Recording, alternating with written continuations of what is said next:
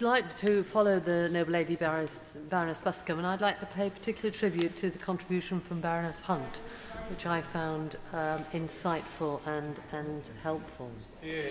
I'd particularly like to thank the noble lady Baroness Burt for introducing the bill, because it enabled us, those of us who support a ban on attempts to supposedly cure people of their gayness, to nevertheless explain why we have grave concerns about this particular bill, especially, of course, as there was no pre-ledged scrutiny. Like everyone, I hope, in the House, I'm certainly not anti-trans, and I'm not worried about what consenting adults do in public or in private. But I'm worried about children and young people, and it is about safeguarding that I want to speak. I certainly support the outlawing of conversion therapy with regard to sexual orientation, and I'm respectful of trans people whose lives are greatly improved by their change in gender. However, there are major risks affecting transgender issues in relation to young people. We're not talking about a way of life or sexual preferences, but serious, potential, life-altering medical or surgical intervention. Our former colleague, Baroness Ruth Rendell, campaigned against female genital mutilation and helped introduce laws that made it an offence to send a child abroad for this procedure. I wonder what she would have thought about prescribing pills to a 16-year-old, which could lead to infertility, loss of sexual function, and physical complications, without very thorough advice and counselling, and at an age where the decision to end the possibility of childbearing is surely too young. And I should know. Just as some people are sure from an early age that they're gay or they'd be happier in another gender, I always knew I would never have a child. But it took until I was 26 before a surgeon was willing to take the step beyond just taking the pill.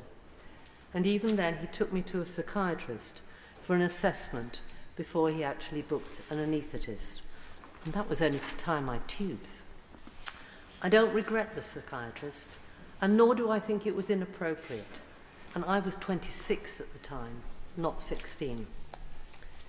Puberty blockers, which are given off license, they've not been licensed for transitioning children. They're the same drug as we use for chemical castration. This is wholly more significant than just tube tying.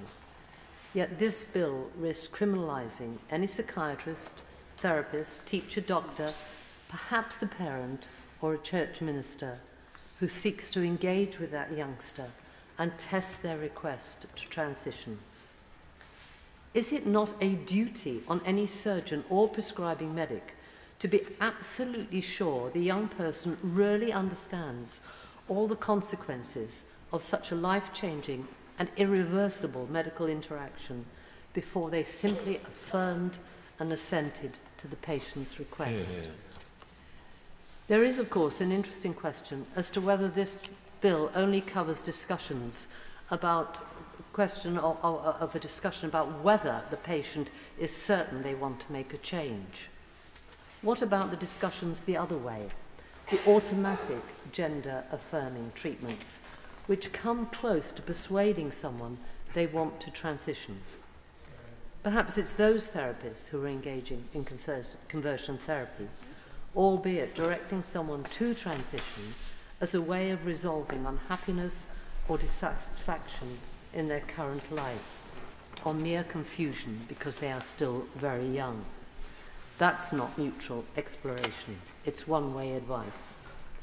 It says, this is the answer to your problems. Sometimes it is. But the idea that we criminalise discussion, which explores the reason for the desire for change, and which checks that the young person fully understands the impact of physical change, possible, probable loss of childbearing and sexual function, probably before they've even enjoyed good sex. Now that is ludicrous. Informed consent, especially at 16, needs complete understanding. 16-year-olds can't vote. They can't have a tattoo until they're 18. They can't marry until they're 18. So while we believe that marriage, which can be undone, we've already had examples of that, can't take place until they're 18, we seem content for a 16-year-old to risk their future without the benefit of talking therapy to ensure they understand the risks. My friend's daughter started hormone treatment at 16. Within months, her voice had broken, and she will have a man's voice now for the rest of her life, from age 16. There are practitioners very happy to speed transition for young people, irreversible changes without parental consent.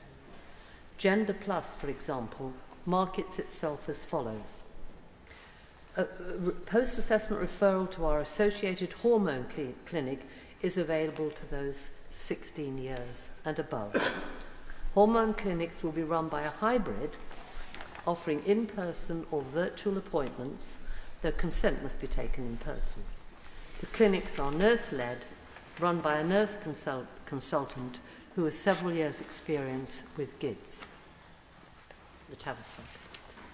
So apart from final consent, a nurse-led virtual consultation is all that is necessary for that agency for potential life-altering, irreversible medical intervention likely to lead to infertility.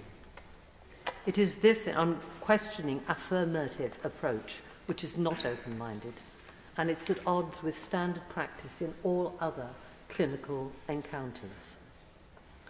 My fear, despite what the Noble Lady Burt says, is that this bill will outlaw anything other than unquestioning affirmative treatment, and I could not support it in its present form.